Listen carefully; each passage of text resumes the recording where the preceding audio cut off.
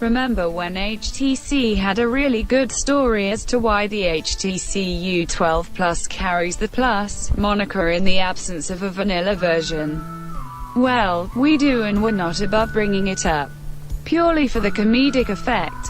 HTC was quite adamant that the U12 Plus would be the sole representative of the U12 family, and their Plus suffix was simply there as a way of letting consumers know that the phone was good enough to compete with any other smartphone that carries the Plus moniker, like the iPhone 8 Plus or the Galaxy S9 Plus.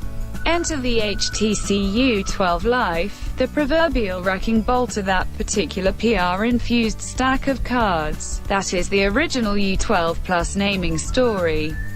All joking aside, HTC hasn't really been doing all too well lately, so we're pretty happy to see any new model unveiling.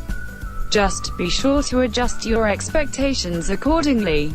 The U12 Life, which is HTC's fancy way of denoting its light devices, lives up to its name. It is a solid mid-ranger, equipped just well enough to go against some current popular competitors from the likes of Xiaomi or Nokia.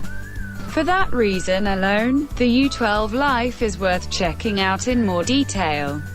Plus, unlike your typical light variant, it doesn't necessarily follow its bigger brother in design and internals.